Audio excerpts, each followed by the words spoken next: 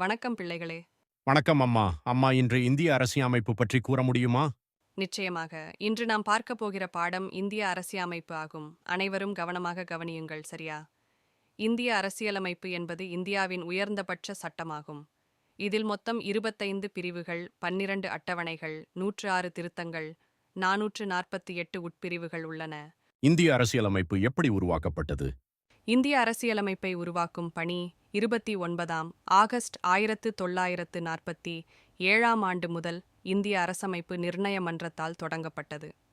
1947 August 29இல் அரசியல் நிர்ணய மன்றம் ஒரு தீர்மானம் நிறைவேற்றியது. அதன்படி இந்திய அரசியலமைப்புச் சட்டத்தை எழுத திரு. அம்பேத்கர் தலைமையில் அவர் உட்பட 7 பேர் கொண்ட அரசியலமைப்புச் சட்ட வரைவுக்குழு உருவாக்கப்பட்டது.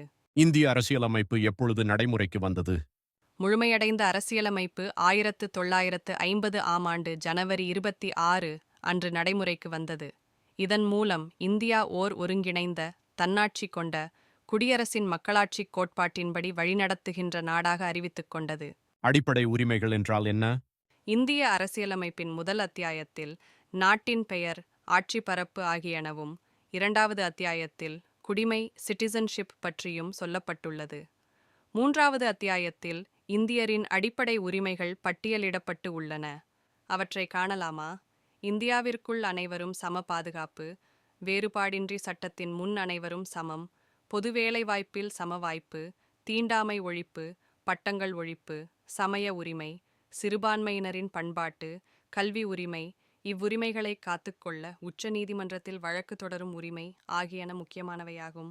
அடிப்படை உரிமைகளை மறுக்க முடியுமா? அடிப்படை உரிமைகளை மறுக்க முடியாது. நெருக்கடி நிலையின் போது தற்காலிகமாக அடிப்படை உரிமைகள் நீக்கப்படும்.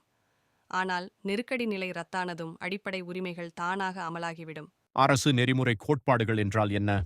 இந்தியாவிலுள்ள மத்திய மற்றும் மாநில அரசுகள் மக்களை பாதுகாத்து நல்வழிப்படுத்த எந்த கோட்பாடுகளை உள்ளடக்கி சட்டங்கள் இயற்ற வேண்டும் என்பதே அரசு நெறிமுறை கோட்பாடுகளாகும். இது பற்றி 4ஆம் அத்தியாயத்தில் குறிப்பிடப்பட்டுள்ளது. எல்லோருக்கும் போதுமான வாழ்க்கை வசதிகள், தொழில் செய்ய ஏற்ற சூழ்நிலை, வேலைக்கு ஏற்ற ஊதியம், இலவச கட்டாய கல்வி, பொது சுகாதாரம், மதுவிலக்கு, வேளாண்மை வளர்ச்சி, வரலாற்று சின்னங்கள் பாதுகாப்பு, சட்டம் ஒழுங்கு ஆகியன அக்கோட்பாடுகளுள் சிலவாகும். இந்திய நீதித்துறை பற்றி கொஞ்சம் கூறுங்கள் அம்மா. இந்திய நீதித்துறை அடிப்படை நிர்வாகம் முதல் நாடாளுமன்றம் வரை அதன் கட்டுப்பாட்டை செலுத்த முடியும்.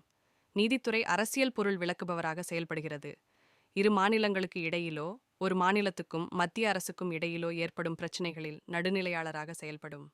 நாடாளுமன்றத்திலும் சட்டமன்றத்திலும் இயற்றப்பட்ட சட்டம் நீதிமுறை மேலாய்வுக்கு உட்பட்டது. அந்த சட்டம் அரசியலமைப்பு விதிகளை மீறுகிறது என்று நினைத்தால் செல்லாததாக அறிவிக்க முடியும். குடியரசுத் தலைவர் மற்றும் குடியரசு துணைத் தலைவர் பற்றி கூறுங்கள் அம்மா.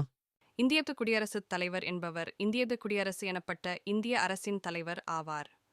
மத்திய அரசு நிர்வாகக் குழுவின் தலைவரும், கூட்டாட்சி நிர்வாகத்தின் தலைவரும், இந்திய இராணுவத்தின் முப்படைகளின் தலைமை தளபதியும் ஆவார்.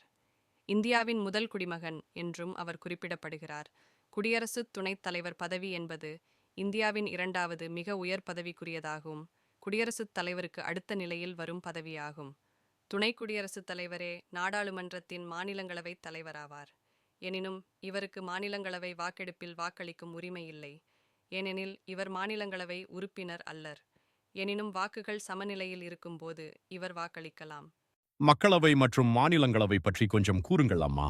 அமெரிக்கா மற்றும் இங்கிலாந்தில் உள்ளதைப் போல் இந்தியாவிலும் நாடாளுமன்றம் ஈரவை கொண்ட அமைப்பாக விளங்குகிறது. கீழவை அல்லது மக்களவை என்ற அவை மக்களை பிரதிநிதித்துவப்படுத்துகிறது. மேலவை அல்லது மாநிலங்களவை என அழைக்கப்படும் 2வது அவை இந்தியாவில் இடம்பெற்றுள்ள மாநிலங்களையும் மற்றும் மத்திய அரசின் ஆளுகை பகுதிகளையும் பிரதிநிதித்துவப்படுத்துகிறது. இது தவிர குடியரசுத் தலைவர் இந்திய நாடாளுமன்றத்தின் ஒரு அங்கமாக விளங்குகிறார். மக்களவை என்பது மக்களால் நேரடியாக தேர்ந்தெடுக்கப்படும் 543 உறுப்பினர்களையும் குடியரசுத் தலைவரால் நியமிக்கப்படும் 2 உறுப்பினர்களையும் கொண்டிருக்கின்றது. மக்களவைக்கு 5 ஆண்டுகளுக்கு ஒரு முறை தேர்தல் நடைபெறும். இப்ப மாநிலங்கள் அவை பற்றி பார்க்கலாமா?